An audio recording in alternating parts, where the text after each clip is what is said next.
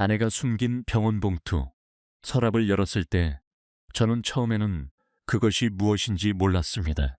오래된 영수증 몇 장과 약 봉투 사이에 병원 이름이 찍힌 흰 봉투 하나가 접혀 있었습니다. 안에 정희가 다니던 정형외과였습니다. 저는 아무 생각 없이 봉투를 꺼냈습니다. 그 안에는 진료 안내서와 예약 확인서가 들어 있었습니다. 그런데 이상했습니다. 예약 날짜 옆에는 모두 취소 표시가 되어 있었습니다. 한 번이 아니었습니다. 두 번도 아니었습니다. 석 달 동안 아내는 받아야 할 치료를 계속 미루고 있었습니다. 저는 한동안 종이를 손에 든 채 움직이지 못했습니다. 아내는 제게 아무 말도 하지 않았습니다. 무릎이 더 아파졌다는 말도 하지 않았고 병원에 가야 한다는 말도 하지 않았습니다. 그저 아침이면 평소처럼 밥을 차렸고 저녁이면 통증을 감추려는 듯 천천히 방으로 들어갔습니다. 저는 그제야 떠올렸습니다. 며칠 전부터 정희는 걸을 때마다 식탁 모서리를 짚었습니다. 시장에서 돌아온 날에는 장바구니를 내려놓고 한참을 그대로 서 있었습니다. 밤에는 제가 잠든 줄 알고 혼자 무릎을 감싸 쥐채 조용히 숨을 삼키기도 했습니다. 그 모습을 보면서도 저는 그저 나이가 들면 누구나 아픈 것이라고 생각했습니다. 아내가 치료를 포기하고 있다는 사실은 상상하지 못했습니다. 그날 저녁, 저는 병원 봉투를 식탁 위에 올려놓았습니다. 정희는 국을 데우다 말고 한동안 그 봉투만 바라보았습니다. 아내는 변명하지 않았습니다. 놀란 표정도 짓지 않았습니다. 마치 언젠가는 제가 알게 될 일이라고 이미 마음을 정해둔 사람처럼 조용히 의자에 앉았습니다. 저는 겨우 물었습니다. 왜 병원에 안 갔어?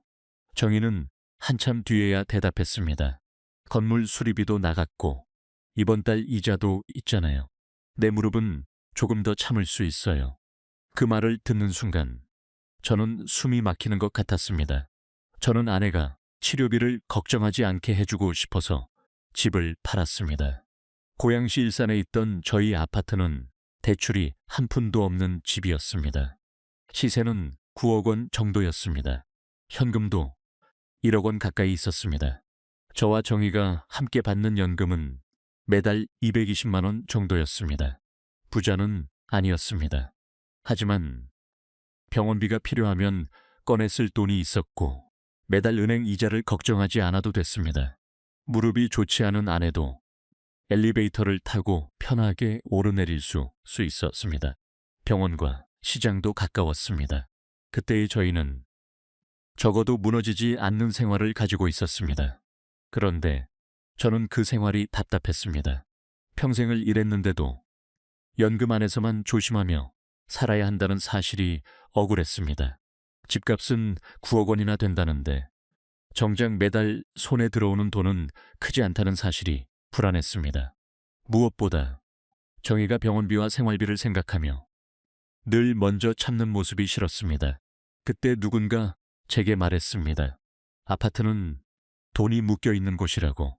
그 돈으로 월세가 나오는 건물을 사면 노후는 훨씬 편해질 것이라고. 그 말을 믿었습니다.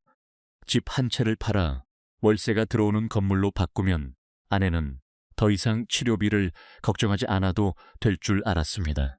매달 새로 들어오는 돈이 우리 부부의 남은 시간을 지켜줄 것이라고 생각했습니다. 그래서 저는 24년을 살던 아파트를 팔았습니다.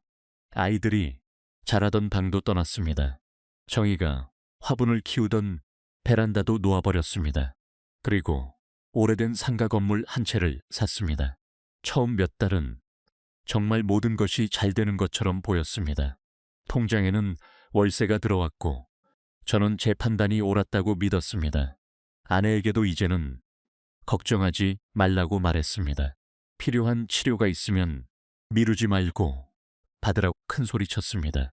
그런데 1년이 지나기도 전에 아내는 제 눈을 피해 병원 예약부터 취소하고 있었습니다. 제가 편하게 해주고 싶었던 사람이 제가 산 건물 때문에 아픈 것조차 말하지 못하고 있었습니다.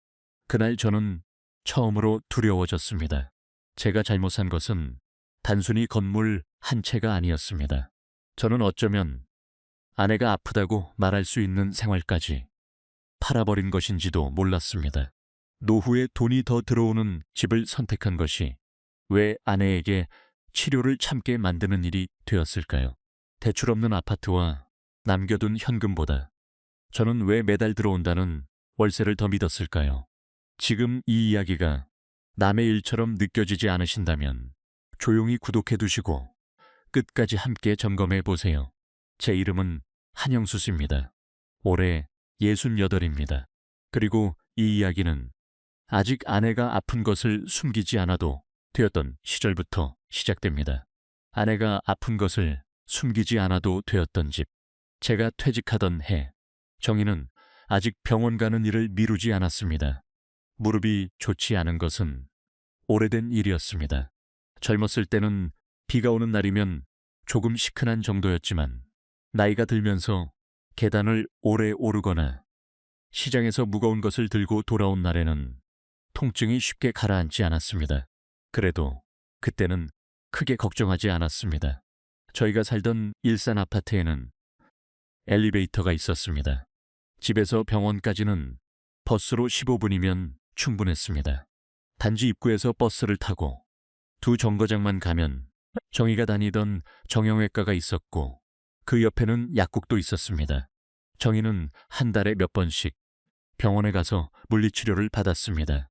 가끔 주사를 맞아야 하는 날도 있었고 약값이 더 나오는 달도 있었습니다. 그래도 치료비를 감당할 수 있었습니다. 현금이 남아 있었고 집에는 빚이 없었기 때문입니다. 저희가 살던 집은 화려하지 않았습니다. 지은 지 오래된 아파트였고 주방 문짝 하나는 살짝 기울어져 있었습니다. 욕실 타일 사이에는 지워지지 않는 얼룩도 남아 있었습니다. 하지만 그 집에는 저희 삶에 필요한 것들이 가까이 있었습니다. 엘리베이터, 병원, 시장, 버스, 정류장, 그리고 매달 은행에 돈을 갚지 않아도 된다는 안도감. 저는 30년 가까이 식품회사 물류센터에서 일했습니다. 새벽에 들어오는 물건을 확인하고 출고 차량을 배치하고 창고 직원들의 근무 상황을 정리하는 일이었습니다. 겨울에는 창고 바닥의 냉기가 뼛속까지 올라왔고 여름에는 작업복이 땀에 젖어 몸에 달라붙었습니다. 저도 아이들이 어느 정도 자란 뒤부터 동네 마트에서 일했습니다. 계산대에 오래 서 있다 보니 손목과 무릎이 좋을 리 없었습니다. 그래도 아내는 일을 쉽게 그만두지 않았습니다.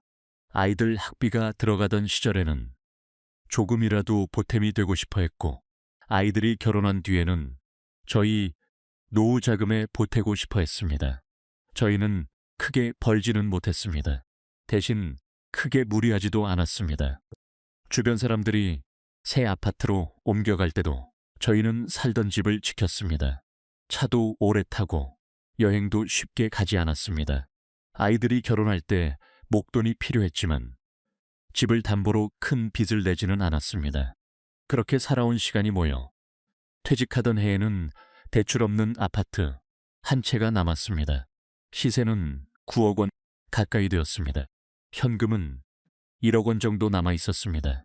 저와 정희가 받는 연금은 합쳐서 매달 220만 원 정도였습니다. 처음 통장과 연금 내역을 함께 정리하던 날, 저희는 한동안 아무 말 없이 숫자를 바라보았습니다. 큰 부자는 아니었습니다. 하지만 막막한 노후도 아니었습니다. 한 달 생활비를 지나치게 늘리지 않는다면 연금으로 기본 생활은 유지할 수 있었습니다. 정희의 병원비와 갑자기 생길 수 있는 지출은 남겨둔 현금으로 감당할 수 있었습니다. 무엇보다 저희에게는 쫓겨날 걱정 없이 머물 수 있는 집이 있었습니다. 퇴직 후 첫 몇 달은 조용하고 평화로웠습니다. 저는 더 이상 새벽 알람에 놀라 깨지 않아도 됐습니다. 아침이면 정희와 천천히 밥을 먹었습니다. 날씨가 좋은 날에는 호수공원 쪽으로 걸어갔고 돌아오는 길에는 시장에 들렀습니다. 정희는 시장에서 비싼 것을 많이 사지는 않았습니다. 두부 한 모와 채소 몇 가지, 가끔 생선 한 마리면 충분하다고 했습니다. 저는 그런 아내를 보면서 오랫동안 참으며 살아온 사람은 편히 살 수 있게 된 뒤에도 쉽게 소비하지 못한다는 것을 알았습니다. 정희는 병원에 다녀온 날에도 치료비 이야기를 길게 하지 않았습니다. 봉투에서 약을 꺼내 정리하고 다음 예약 날짜를 냉장고 옆 작은 달력에 표시해 두었습니다. 그리고 다음 날이면 다시 평소처럼 밥을 짓고 빨래를 하고 베란다의 화분을 살폈습니다. 그 모습을 보며 저는 고마우면서도 마음이 무거워졌습니다. 아내는 여전히 먼저 아끼고 있었습니다. 어느 날은 병원 진료를 받고 돌아온 정희가 냉장고 앞에서 한참을 서 있었습니다. 저녁에 고기를 조금 사올까 하다가 다음에 먹자며 웃었습니다. 그달에는 무릎 검사 비용이 평소보다 더 들었다는 이유였습니다. 그날 저는 웃지 못했습니다. 저희에게는 9억 원짜리 집이 있었습니다. 현금도 남아 있었습니다. 연금도 매달 들어왔습니다. 그런데도 아내는 병원에 다녀온 달이면 저녁, 반찬부터 줄이고 있었습니다. 물론 정희에게는 그것이 큰 불행이 아니었을 것입니다. 아내는 원래 그런 사람이었습니다. 지금 충분히 먹고 치료받을 수 있고 잠잘 집이 있으면 괜찮다고 생각하는 사람이었습니다. 하지만 저는 달랐습니다. 저는 평생 일한 대가가 이것뿐인가 하는 생각을 하기 시작했습니다. 퇴직하면 아내와 조금은 여유 있게 살 수 있을 줄 알았습니다. 병원비가 나오는 달에도 걱정 없이 필요한 음식을 사고 가끔은 가까운 곳으로 여행도 다니며 살 수 있을 줄 알았습니다. 그런데 저는 여전히 매달 들어오는 연금 안에서 조심스럽게 움직이고 있었습니다. 처음에는 그런 생각을 스스로 부끄럽게 여겼습니다. 집도 있고 돈도 남아있는데 무엇이 부족하다고 불평하나 싶었습니다. 하지만 시간이 지날수록 같은 생각이 반복되었습니다. 9억 원이나 되는 집이 있는데 왜 우리 생활은 달라지지 않는 것일까? 저 돈을 그냥 깔고 앉아 사는 것이 정말 현명한 일일까? 그 돈이 매달 생활비를 만들어준다면 정희도 병원에 다녀온 뒤 반찬값을 걱정하지 않아도 되지 않을까? 그 생각이 마음속에 자리를 잡기 시작할 무렵 예전에 함께 일했던 사람들과 점심 약속이 있었습니다. 퇴직한 사람들끼리 만나면 대화는 자연스럽게 건강과 돈 이야기로 흘러갔습니다. 누가 허리 수술을 했다는 이야기, 누구의 아내가 병원비 때문에 적금을 깼다는 이야기, 연금만 가지고는 예전처럼 생활이 어렵다는 이야기. 그 자리에서 최병철이 자신의 이야기를 꺼냈습니다. 병철은 퇴직하기 전 작은 상가 건물을 하나 마련했다고 했습니다. 크고 번듯한 건물은 아니지만 아래층에서 월세가 들어오니 연금만 받는 것과는 마음이 전혀 다르다고 했습니다. 그의 말은 특별히 과장되어 들리지 않았습니다. 오히려 너무 현실적으로 들렸습니다. 집값이 아무리 올라도 그 집안에 계속 살고 있으면 매달 쓸 돈이 생기는 것은 아니다. 나이가 들수록 중요한 것은 자산의 크기보다 통장에 꾸준히 들어오는 현금이다. 그 말을 듣는 순간 저는 바로 정희를 떠올렸습니다. 병원비가 나온 달이면 먹고 싶은 것도 미루던 아내, 필요한 치료는 받으면서도 늘 비용부터 생각하던 아내, 9억 원짜리 집에 살면서도 평생처럼 아껴 살던 저희 모습. 병철은 제가 사는 아파트 시세를 듣고는 충분히 다른 선택을 생각해 볼 수 있는 형편이라고 말했습니다. 아파트를 팔고 월세가 나오는 작은 건물로 옮기면 직접 거주하면서도 매달 임대 수입을 받을 수 있다는 이야기였습니다. 저는 그 자리에서는 크게 반응하지 않았습니다. 그저 웃으며 이제 나이에 세입자 관리까지 하며 살기는 어렵지 않겠느냐고 말했습니다. 하지만 집으로 돌아오는 길에는 병철의 말이 계속 머릿속을 맴돌았습니다. 집은 저희를 편하게 해주고 있었습니다. 그 사실은 분명했습니다. 그러나 저는 그날 처음으로 그 편안함이 너무 조용하다고 느꼈습니다. 안전하기는 하지만 앞으로 점점 커질 병원비와 생활비까지 막아줄 수 있는지 확신이 들지 않았습니다. 저녁이 되어 집에 들어오니 정희는 베란다 화분에 물을 주고 있었습니다. 해가 기울면서 거실 바닥에는 긴 그림자가 드리워져 있었습니다. 예전에는 그 풍경만으로 또 마음이 놓였습니다. 그런데 그날은 달랐습니다. 저는 거실을 둘러보며 이 집의 따뜻함보다 그 안에 묶여있는 돈을 먼저 생각했습니다. 며칠 뒤 병철에게 연락이 왔습니다.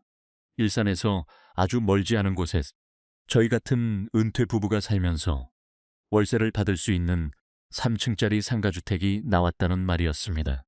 1층에는 이미 오래 장사해온 가게가 있었고 위층에도 세입자가 들어와 있다고 했습니다.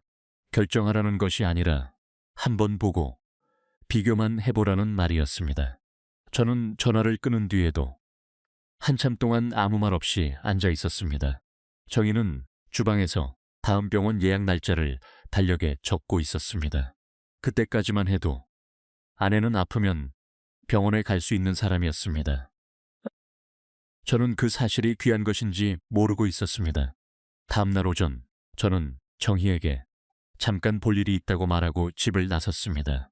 그리고 병철의 차를 타고 저희가 살던 집과 전혀 다른 종류의 노후를 보러 갔습니다.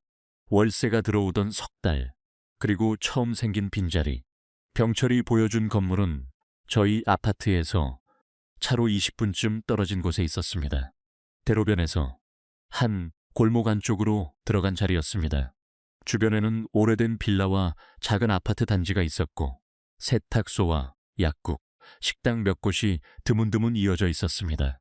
아주 번화한 곳은 아니었지만 사람이 전혀 없는 동네도 아니었습니다. 건물은 3층짜리 상가주택이었습니다. 외벽에는 세월의 흔적이 남아 있었고 계단 입구는 조금 어두웠습니다. 엘리베이터는 없었습니다. 1층에는 작은 칼국수집이 영업 중이었고 2층에는 사무실 하나와 원룸 2개가 있었습니다. 3층은 주인이 거주할 수 있는 공간이었습니다. 제가 건물을 보러 간 날 1층 가게에는 손님이 몇 사람 앉아 있었습니다. 주방에서는 국물이 끓는 냄새가 났고 가게 주인은 바쁘게 그릇을 나르고 있었습니다. 그 모습은 제게 아주 든든하게 보였습니다. 이미 장사가 되고 있는 가게, 이미 살고 있는 세입자, 제가 직접 살 수 있는 3층 공간. 저는 그 건물이 앞으로 저희 생활을 지켜줄 준비가 되어 있는 것처럼 느꼈습니다. 병철이 보여준 임대 현황에는 1층과 2층을 합쳐 매달 380만 원 정도의 월세가 적혀 있었습니다. 건물 가격은 10억 원이 조금 넘었습니다. 저희 아파트를 팔고 가지고 있던 현금을 보태도 부족한 금액은 대출을 받아야 했습니다. 그런데도 제게는 위험보다 가능성이 먼저 보였습니다. 연금 220만 원에 월세가 더해지면 지금과는 완전히 다른 생활을 할 수 있을 것 같았습니다. 대출 이자와 건물 관리 비용을 제외하더라도 정희가 병원비 때문에 먼저서 생활비를 줄이는 일은 없어질 것 같았습니다. 3층 집은 아파트보다 훨씬 작았습니다. 주방은 좁았고 거실에는 큰 식탁을 놓기 어려워 보였습니다. 햇빛이 오래 들어오는 베란다도 없었습니다. 욕실 문턱도 정희에게는 편하지 않을 것 같았습니다. 저는 잠깐 아내의 무릎을 떠올렸습니다. 그러나 곧 다른 생각이 그 걱정을 덮었습니다. 조금 좁게 살면 어떠한가? 조금 불편하면 어떠한가? 그 대신 매달 돈이 들어오고 치료비를 걱정하지 않아도 된다면 그 편이 훨씬 나은 선택이라고 생각했습니다. 집으로 돌아온 뒤 저는 정희에게 건물 이야기를 했습니다. 아내는 제가 기대했던 것처럼 반응하지 않았습니다. 월세가 얼마나 들어오는지보다 먼저 그 건물에서 두 사람이 편히 살아갈 수 있는지를 물었습니다. 엘리베이터가 없는 3층이라는 사실을 알게 되었을 때 정희의 표정은 분명히 굳어졌습니다. 아내는 길게 따지지 않았습니다. 다만 한 번 아주 분명하게 말했습니다. 나는 월세가 더 나오는 집보다 아파도 병원 다니며 편히 살 수 있는 집을 지키고 싶어요. 그 말은 저를 잠시 멈추게 했습니다. 하지만 멈추게 했을 뿐 돌아서게 하지는 못했습니다. 저는 아내가 걱정하는 문제들을 알고 있었습니다. 계단도 불편할 수 있고 오래된 건물에는 수리할 곳이 생길 수 있습니다. 세입자가 언제까지나 그대로 있으시리라는 보장도 없습니다. 그런데 그것들을 감당 가능한 위험이라고 생각했습니다. 무엇보다 제 마음속에는 한 가지 확신이 커지고 있었습니다. 저희가 지금처럼만 살면 정희는 앞으로도 돈을 아끼느라 치료와 생활 사이에서 늘 먼저 양보할 것이라는 확신이었습니다. 저는 그 모습을 바꾸고 싶었습니다. 며칠 동안 저는 공책에 숫자를 적었습니다. 아파트를 팔면 받을 수 있는 돈, 건물을 사기 위해 들어갈 돈, 필요한 대출 금액, 매달 기대할 수 있는 월세, 대출 이자와 기본 비용을 빼고 남는 금액. 종이 위의 계산은 그럴듯했습니다. 하지만 제같이 아는 숫자들도 있었습니다. 1층 가게가 비어있는 달의 수입, 세입자에게 한꺼번에 돌려줘야 할 보증금, 갑자기 생길 수 있는 방수와 배관 수리비, 정희의 치료가 더 필요해질 경우를 대비한 돈. 저는 월세가 계속 들어온다는 전제 위에서만 미래를 계산했습니다. 정희는 끝까지 마음을 놓지 못했습니다. 그래도 제가 이미 마음을 굳혔다는 것을 알게 된 뒤에는 같은 말을 반복하지 않았습니다. 대신 가지고 있던 현금을 모두 건물에 넣어서는 안 된다고 했습니다. 병원비와 갑작스러운 일을 대비할 돈만큼은 꼭 남겨두자고 했습니다. 저는 그렇게 하겠다고 약속했습니다. 저 역시 그 약속을 지킬 수 있을 것이라고 믿었습니다. 그런데 계약이 시작되자 예상보다 많은 돈이 빠져나갔습니다. 아파트를 팔고 건물을 사는 과정에는 중개비용과 여러 부대 비용이 필요했습니다. 3층에서 바로 살기 위해서는 도배와 장판을 새로 해야 했습니다. 오래된 주방과 욕실도 최소한은 고쳐야 했습니다. 처음에는 작은 비용처럼 보였습니다. 하지만 하나씩 모이자 금액은 커졌습니다. 정희와 약속했던 비상금은 예상보다 줄어들었습니다. 건물 매입에 필요한 부족분은 결국 대출로 채웠습니다. 그럼에도 저는 불안해하지 않으려 했습니다. 처음에만 돈이 들어가는 것이고 월세가 들어오기 시작하면 다시 쌓을 수 있다고 생각했습니다. 비상금이 조금 줄었어도 이제부터는 매달 새로운 현금이 생긴다고 믿었습니다. 이삿날 정희는 마지막까지 아파트 베란다에 남아 있었습니다. 작은 화분 몇 개만 새 집으로 가져가기로 했고 나머지는 이웃에게 나누어 주었습니다. 빈 거실에는 식탁과 장식장이 있던 자리만 희미하게 남았습니다. 아이들이 자라던 방도, 제가 매일 저녁 돌아오던 현관도 그대로였지만 이제는 저희 집이 아니게 될 곳이었습니다. 정희는 떠나기 전 한동안 아무 말 없이 집안을 바라보았습니다. 저는 그 침묵이 마음에 걸렸지만 애써 다른 생각을 했습니다. 몇 달만 지나면 아내도 이 선택을 이해하게 될 것이다. 통장에 월세가 들어오는 것을 보면 이 집을 떠난 서운함보다 앞으로의 안심이 더 크게 느껴질 것이다. 그렇게 저희는 24년 동안 살던 아파트를 떠났습니다. 새 건물의 3층 생활은 예상보다 빠르게 현실로 다가왔습니다. 공간이 좁아 오래 쓰던 식탁은 가져오지 못했습니다. 정희가 아끼던 그릇장도 둘 자리가 없었습니다. 아파트 베란다에서 잘 자라던 화분들은 작은 창가로 옮겨졌지만 햇빛이 충분히 들지 않아 잎이 조금씩 힘을 잃었습니다. 정희의 무릎도 마찬가지였습니다. 장을 보고 돌아오는 날이면 아내는 계단 중간에서 한 번씩 멈췄습니다. 병원에 다녀온 날에는 3층까지 올라오는 일이 더 힘들어 보였습니다. 저는 마음에 걸렸지만 큰 문제로 받아들이지 않았습니다. 대신 장을 볼 때 제가 더 많이 들면 된다고 생각했습니다. 치료를 잘 받으면 괜찮아질 것이라고 생각했습니다. 무엇보다 월세가 들어오면 정희에게 더 좋은 치료를 받게 할 수 있다고 믿었습니다. 그리고 실제로 첫 월세가 들어왔습니다. 1층 칼국수집의 월세, 2층 사무실과 원룸의 월세, 저희가 받던 연금, 통장에 찍힌 숫자를 보자 저는 처음으로 깊은 안도감을 느꼈습니다. 그동안 저를 따라다니던 불안이 사라지는 것 같았습니다. 저는 이제 아파트값만 붙들고 사는 사람이 아니라 매달 새로운 소득을 받는 사람이 되었다고 생각했습니다.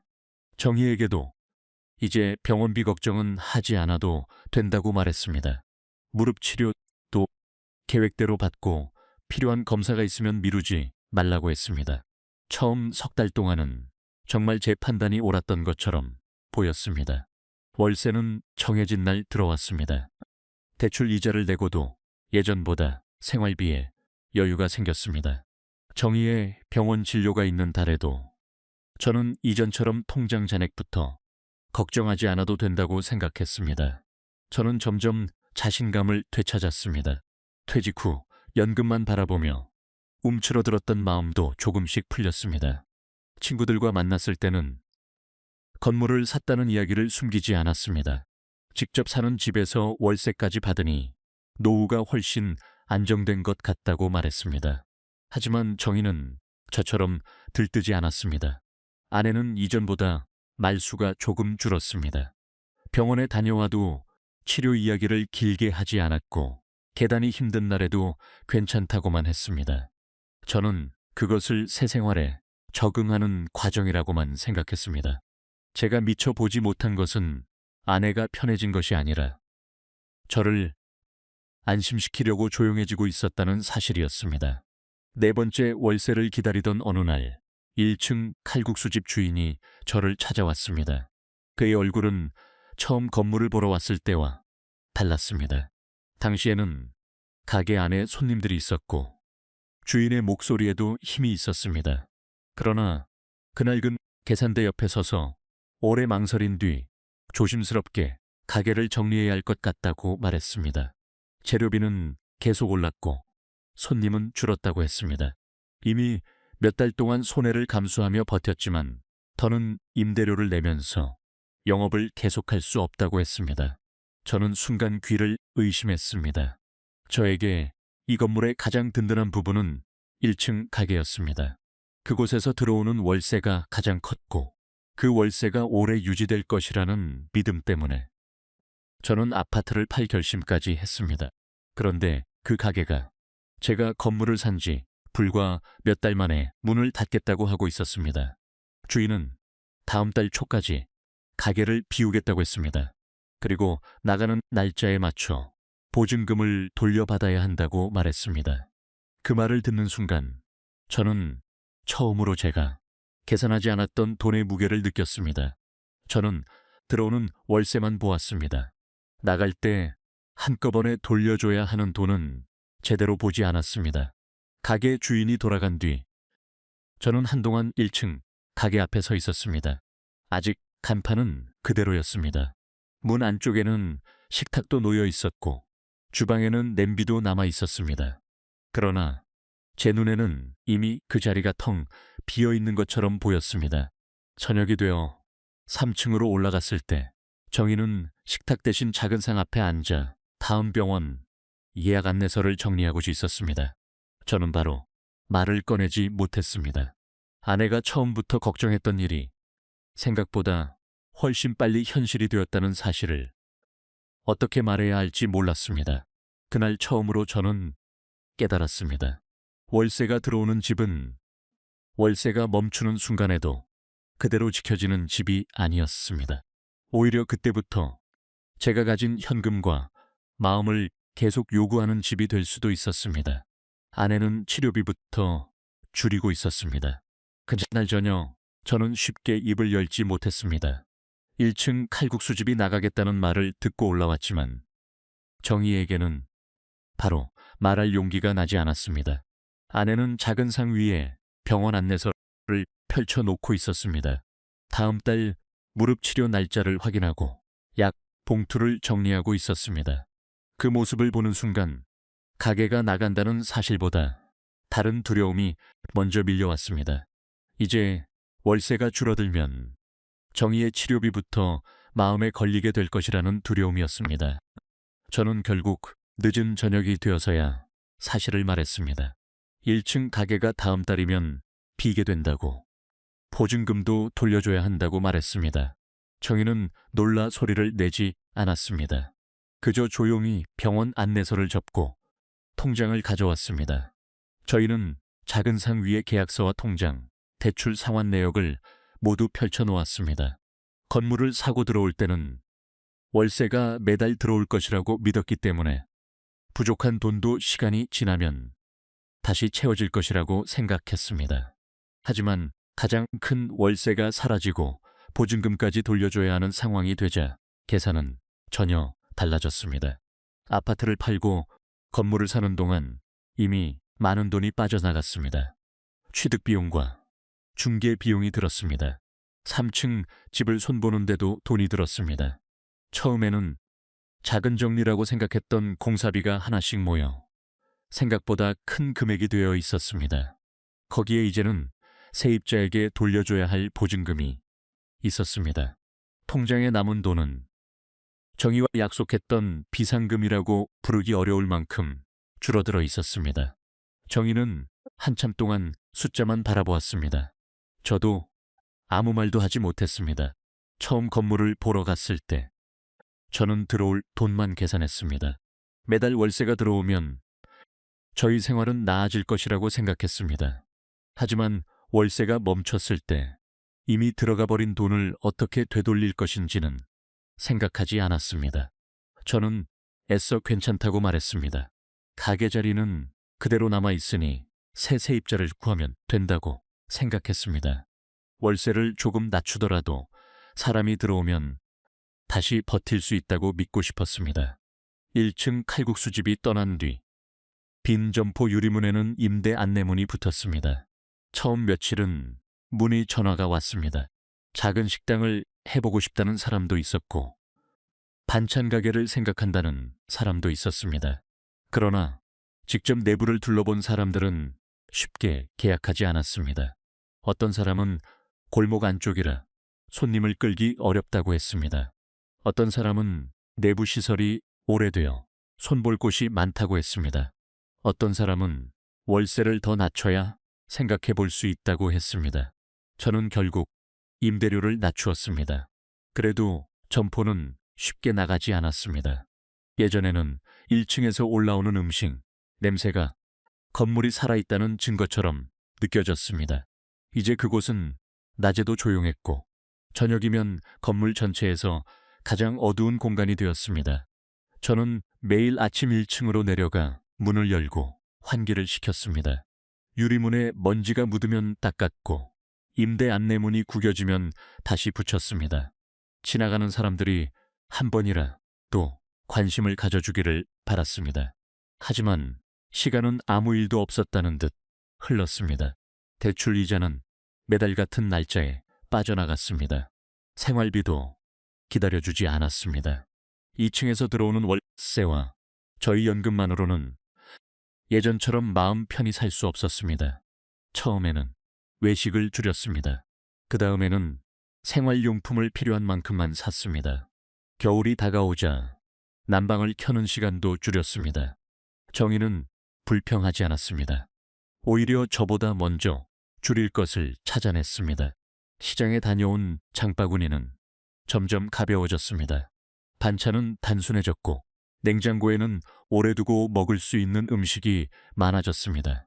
정희는 원래도 절약하는 사람이었지만 이제는 절약이라기보다 무언가를 견디는 사람처럼 보였습니다.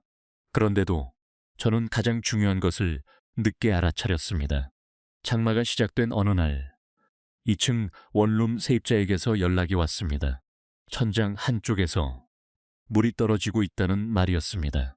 올라가 확인해 보니 벽지는 이미 젖어 있었고 창가 쪽에는 물이 번지고 있었습니다. 수리 기사를 불렀더니 옥상 방수와 외벽 일부를 함께 손봐야 한다고 했습니다. 임시로 막을 수도 있지만 다시 비가 오면 같은 문제가 생길 가능성이 높다고 했습니다. 수리비 견적을 받아든 저는 그 자리에 한참 서 있었습니다. 월세가 가장 많이 나오던 1층은 비어 있었습니다. 보증금은 이미 돌려주었습니다. 통장의 현금은 눈에 띄게 줄어 있었습니다. 그래도 수리를 하지 않을 수는 없었습니다. 2층 세입자들까지 나가버리면 저희는 더 이상 건물을 유지할 방법이 없었습니다.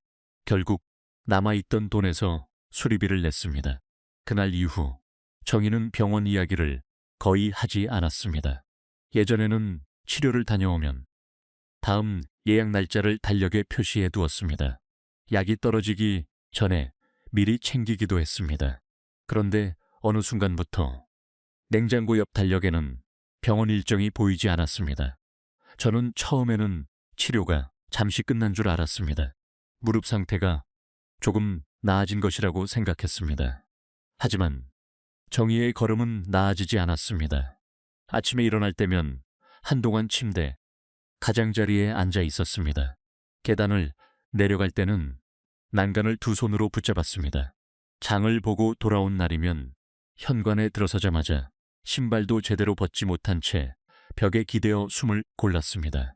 제가 병원에 다녀오라고 하면 정희는 괜찮다고만 했습니다. 무릎은 원래 아팠고 조금 쉬면 나아진다고 말했습니다.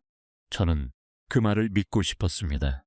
아내의 치료까지 제가 책임지지 못하고 있다는 사실을 인정하고 싶지 않았기 때문입니다. 어느 오후 저는 건물 관련 서류를 찾으려고 작은 서랍을 열었습니다. 그 안에는 영수증과 약 봉투, 병원에서 받은 종이들이 섞여 있었습니다. 그중 흰 봉투 하나가 눈에 들어왔습니다. 정희가 다니던 정형외과 이름이 적힌 봉투였습니다. 안에는 진료 안내서와 치료 예약표가 들어 있었습니다. 몇 달 전부터 받아야 했던 치료 일정들이 적혀 있었고 그 옆에는 취소되었다는 표시가 남아 있었습니다. 한 번이 아니었습니다.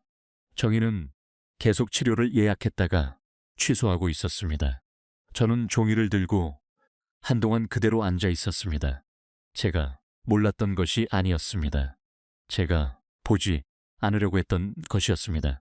아내는 저희 형편이 어려워진 뒤에도 제 앞에서 아프다는 말을 줄였습니다.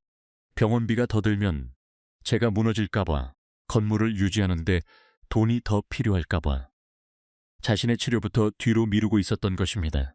저녁이 되었을 때 저는 병원 봉투를 작은 상 위에 올려놓았습니다. 정희는 그 봉투를 보는 순간 모든 것을 이해한 듯했습니다. 오랫동안 숨겨온 일이 들켰다는 놀람보다 이제는 더 숨길 수 없다는 체념이 얼굴에 먼저 떠올랐습니다. 저는 화를 낼 수도 없었습니다. 화를 낼 자격이 제게는 없었습니다. 제가 겨우 물었습니다. 왜 말하지 않았어? 정희는 한동안 손을 무릎 위에 얹은 채 앉아 있었습니다. 그리고 조용히 말했습니다. 지금 병원비까지 계속 쓰면 당신이 더 힘들어질 것 같았어요. 1층 가게도 비어있고 수리비도 나갔잖아요. 내 무릎은 조금 참으면 되는 줄 알았어요. 그 한마디에 저는 아무 말도 할 수 없었습니다. 저는 아내가 치료비 걱정을 하지 않게 하려고 아파트를 팔았습니다. 정희가 병원에 다녀온 달이면 반찬값부터 줄이는 모습이 마음 아파서 더 많은 현금이 들어오는 집을 만들고 싶었습니다. 그런데 제가 선택한 건물 때문에 아내는 이제 치료 자체를 포기하고 있었습니다. 며칠 뒤 저는 정희와 함께 병원에 갔습니다. 검사를 마친 의사는 무릎 상태가 이전보다 많이 나빠졌다고 말했습니다. 치료를 꾸준히 이어갔다면 통증을 줄이며 관리할 수 있었을 텐데 오랫동안 미루는 동안 관절 상태가 더 악화되었다고 했습니다. 앞으로는 단순히 가끔 치료를 받는 것으로는 부족할 수 있었습니다. 정기적인 치료가 필요했고 상태에 따라 더 큰 처치까지 생각해야 한다고 했습니다. 의사의 설명을 듣는 동안 정희는 고개를 숙이고 있었습니다. 저는 옆에 앉아 있었지만 아내의 얼굴을 제대로 볼 수 없었습니다. 아파트에 그대로 살았다면 정희는 이 치료를 미루지 않았을 것입니다. 현금을 그대로 남겨두었다면 병원비 때문에 제 눈치를 보지 않았을 것입니다. 월세가 들어오지 않는 달을 걱정하지 않아도 되었다면 아내는 아픈 것을 숨기지 않았을 것입니다. 병원을 나오는 길, 정희는 천천히 걸었습니다. 계단이 없는 평평한 길인데도 몇 걸음마다 걸음이 흔들렸습니다. 저는 아내의 가방을 받아들었습니다. 그때 정희가 아주 낮은 목소리로 말했습니다. 당신이 나 편하게 해주려고 한 건 알아요. 그런데 이제는 내가 아프다고 말하면 당신이 더 무너질까봐 겁이 나요. 그 말은 제가 평생 들었던 어떤 꾸중보다 아팠습니다. 저는 가족을 지키겠다고 생각했습니다. 아내에게 더 나은 노후를 주겠다고 생각했습니다. 하지만 정희는 이제 제 앞에서 아프다는 말조차 조심해야 하는 사람이 되어 있었습니다. 그날 밤 저는 처음으로 건물을 팔아야 한다고 생각했습니다. 손해가 나더라도 월세가 다시 들어오기를 기다릴 수는 없었습니다. 건물을 지키기 위해 아내의 치료를 또 뒤로 미루게 할 수는 없었습니다. 제가 놓친 것은 투자 수익이 아니었습니다. 노후에 가장 먼저 지켜야 할 돈은 언젠가 더 많은 돈을 벌어줄 자산에 넣는 돈이 아니었습니다. 아픈 사람이 미안해하지 않고 꺼내 쓸 수 있는 돈이었습니다. 그리고 제가 선택한 건물은 바로 그 돈부터 가장 먼저 삼키고 있었습니다. 아픈 사람이 미안해하지 않아도 되는 집. 정희의 병원 진료를 마치고 돌아온 날, 저는 한동안 3층 집에 들어가지 못했습니다. 계단 아래에 서서 위를 올려다보았습니다.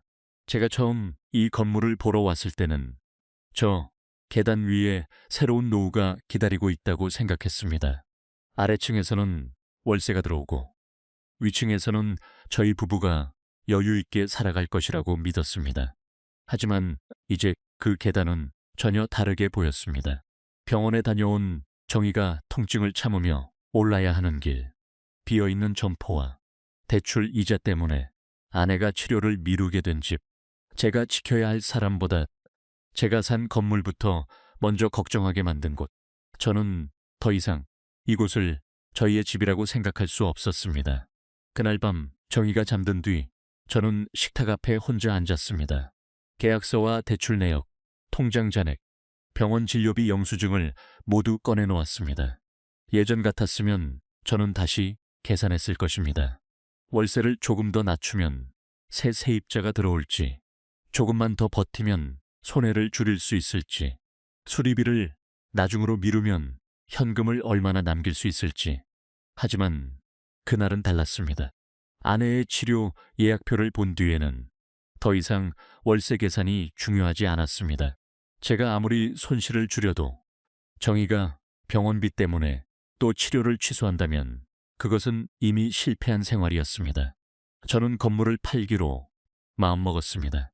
다음 날 병철에게 연락했습니다. 처음 건물을 소개받을 때와 달리 이번에는 제 목소리에 기대가 없었습니다. 저는 새 세입자를 알아봐 달라고 하지 않았습니다. 월세를 얼마나 더 받을 수 있는지도 묻지 않았습니다. 그저 지금 이 건물을 팔면 얼마나 손해를 보게 되는지 물었습니다. 병철은 잠시 말을 아꼈습니다. 1층 점포가 비어있고 최근 방수 공사까지 있었기 때문에 매수자는 분명 가격을 낮추려 할 것이라고 했습니다. 처음 샀던 금액을 그대로 받기는 어렵고 대출을 정리하고 나면 저희가 기대하는 만큼 돈이 남지 않을 수도 있다고 했습니다. 저는 조용히 들었습니다. 속이 아프지 않았다면 거짓말입니다. 저희가 아파트를 팔고 떠날 때만 해도 저는 돈이 더 들어오는 삶을 선택했다고 믿었습니다. 그런데 이제는 손해를 감수하며 그 선택에서 빠져나올 방법을 찾고 있었습니다. 더 아픈 사실은 따로 있었습니다. 저희가 살던 일산 아파트는 이미 가격이 올라 있었습니다. 건물을 팔아 대출을 갚더라도 예전과 같은 집으로 다시 돌아갈 수는 없었습니다. 24년 동안 살던 집은 더 이상 저희가 돌아갈 수 있는 자리가 아니었습니다. 저는 그 사실을 정희에게 어떻게 말해야 할지 몰라 며칠 동안 혼자 삼켰습니다. 하지만 아내는 이미 제 표정만 보고도 무언가를 알고 있었던 것 같습니다. 어느 저녁, 정희가 먼저 물었습니다. 건물 팔 생각하고 있어요? 저는 잠시 머뭇거리다가 고개를 끄덕였습니다. 당신 치료를 더 미루게 하면서까지 여기 붙들고 있을 수는 없어. 손해를 보더라도 정리하자. 이번에는 집보다 당신 몸이 먼저야. 정희는 한동안 말이 없었습니다. 아내는 저를 원망할 수도 있었습니다. 처음부터 반대했는데 왜 이제야 알았느냐고, 우리가 지켜온 집을 왜 그렇게 쉽게 팔았느냐고 따질 수도 있었습니다. 하지만 정희는 그러지 않았습니다. 아내는 무릎 위에 놓인 손을 가만히 쓸어내리며 아주 낮은 목소리로 말했습니다. 예전 집 생각이 많이 나요. 그래도 이제 당신이 무엇을 먼저 봐야 하는지 알게 된 것 같아서 그건 다행이에요. 저는 고개를 들 수 없었습니다. 아내가 화를 내지 않는 것이 더 미안했습니다. 평생을 함께 살아온 사람이기에 제 후회가 얼마나 큰지 이미 알고 있는 것 같았습니다. 저는 부동산에 건물을 씀에 숨었습니다. 매물을 올린 뒤부터는 하루가 길게 느껴졌습니다. 전화가 오면 혹시 계약이 될까 기대했고, 아무 연락이 없으면 또 시간이 지나가는 것이 두려웠습니다. 1층 빈 점포는 여전히 그대로였습니다. 유리문에 붙은 임대 안내문은 이제 빛이 발해 있었고, 저는 더 이상 그것을 새로 고쳐 붙이지 않았습니다. 저는 세입자를 기다리는 사람이 아니라 이곳을 떠날 날을 기다리는 사람이 되어 있었습니다. 그동안 정희는 치료를 다시 시작했습니다. 병원비는 여전히 부담스러웠습니다. 그러나 저는 치료비만큼은 먼저 따로 챙겼습니다. 아내가 예약 날짜를 취소하려고 하면 이번에는 제가 막았습니다. 이미 늦게 시작한 치료를 더 늦출 수는 없었습니다. 정희는 처음 몇 번은 미안해했습니다. 병원비가 많이 드는 것 같아 마음이 편하지 않다고 했습니다. 그 말을 들을 때마다 저는 더 분명히 깨달았습니다. 사람이 아플 때 치료를 받으면서도 미안해해야 하는 생활이라면 그 생활은 아무리 월세가 많이 들어와도 안전한 노후가 아니었습니다. 몇 달 뒤 건물을 사겠다는 사람이 나타났습니다. 그는 저와 달랐습니다. 1층 점포가 왜 비었는지 꼼꼼히 물었습니다. 방수 공사를 언제 했는지 확인했고 2층 세입자들의 계약 기간과 보증금도 하나씩 살폈습니다. 제가 처음 건물을 살 때 애써 지나쳤던 것들을 그는 아주 차분하게 따져보았습니다. 그 사람이 제시한 가격은 제가 샀던 금액보다 낮았습니다. 계약서를 앞에 두고 저는 오랫동안 펜을 들지 못했습니다. 이 서명을 하는 순간 제가 틀렸다는 사실이 숫자로 남는 것 같았습니다. 그러나 옆에 앉은 정희의 손을 보았습니다. 관절이 굳어 손가락까지 힘없이 보이는 아내의 손이었습니다. 저는 결국 서명했습니다. 그날 건물은 팔렸습니다. 대출을 정리하고 나니 손에 남은 돈은 제가 처음 상상했던 노후와는 거리가 멀었습니다. 예전 아파트로 돌아갈 수도 없었고 잃은 현금을 다시 되찾을 방법도 없었습니다. 하지만 저는 처음으로 계산을 멈출 수 있었습니다. 더 이상 빈 점포의 월세를 기다리지 않아도 됐습니다. 비가 오는 날이면 건물 벽부터 걱정하지 않아도 됐습니다. 무엇보다 아내의 치료비를 건물 유지비와 저울질하지 않아도 됐습니다. 저희는 병원과 시장이 가까운 곳에 작은 아파트를 구했습니다. 예전 집보다 훨씬 작았습니다. 창밖 풍경도 특별하지 않았고 정희가 화분을 많이 놓을 만큼 넓은 베란다도 없었습니다. 하지만 엘리베이터가 있었고 관리비가 감당할 만했고 병원까지는 버스로 오래 걸리지 않았습니다. 처음 집을 보러 간 날, 정희는 현관 앞에 서서 한동안 주변을 살폈습니다. 엘리베이터에서 집까지 걸어오는 길, 욕실 문턱, 주방 옆 작은 창문을 차분히 바라보았습니다.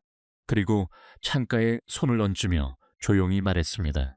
여기에는 화분 2개 정도는 둘 수 있겠네요. 저는 그 말을 듣고 웃다가 결국 눈물이 났습니다. 정희는 잃은 집을 탓하지 않았습니다. 넓은 베란다가 없어졌다고 서운해하지도 않았습니다. 아내는 그저 다시 치료받으며 살 수 있는 집에서 작은 화분 2개를 놓을 자리를 찾고 있었습니다. 새 집으로 이사한 뒤 저는 가장 먼저 작은 통장 하나를 따로 만들었습니다. 많은 돈은 아니었습니다.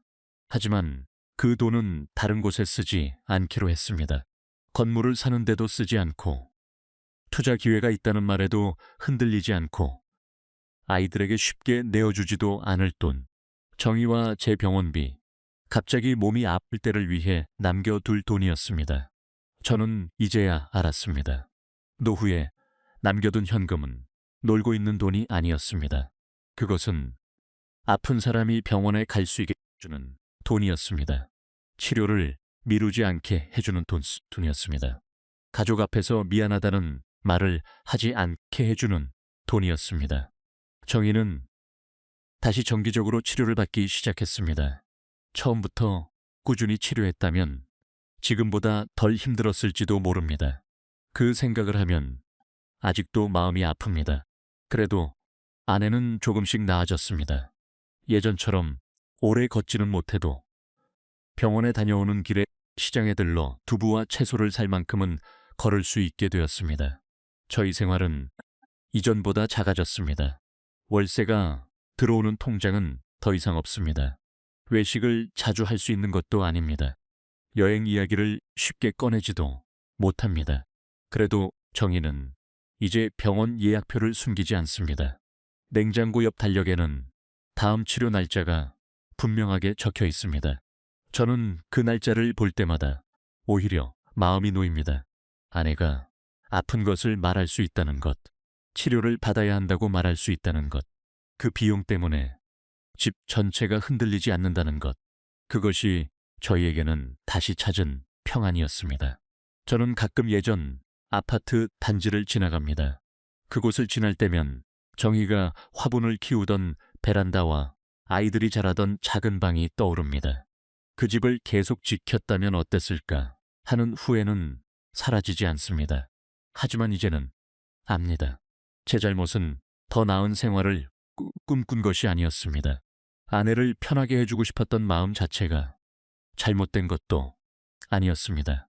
진짜 잘못은 지켜야 할 안전을 모두 내려놓고도 제가 더 현명한 선택을 했다고 믿었던 것입니다. 월세는 들어오지 않을 수 있습니다. 건물은 갑자기 수리비를 요구할 수 있습니다. 그러나 나이 든 사람의 병과 치료는 기다려주지 않습니다. 노후의 집을 바꾸려 한다면 먼저 물어야 합니다. 몇 달 동안 월세가 없어도 살아갈 수 있는지, 큰 수리비가 생겨도 병원비는 남아있는지, 그리고 그 선택 때문에 함께 사는 사람이 자신의 통증을 숨기게 되지는 않는지, 저는 그 질문을 하지 않았습니다. 그래서 정희는 제가 산 건물을 지키기 위해 자신의 무릎부터 포기하려 했습니다. 요즘 아내는 치료를 다녀온 날이면 작은 시장에 들러옵니다. 저는 현관 소리가 나면 먼저 나가 장바구니를 받아듭니다. 창가에는 정희가 다시 심은 화분 2개가 놓여 있습니다. 예전처럼 넓은 베란다는 아니지만 햇빛이 드는 시간에는 잎들이 조용히 빛납니다. 그 모습을 볼 때마다 저는 생각합니다. 노후에 가장 비싼 집은 월세가 가장 많이 나오는 건물이 아니었습니다. 아픈 사람이 치료를 숨기지 않아도 되는 집, 통증이 생겼을 때 미안해하지 않고 병원에 갈 수 있는 집, 두 사람이 남은 시간을 불안보다 평안에 더 가깝게 살아갈 수 있는 집, 그곳이 저희에게 가장 귀한 집이었습니다.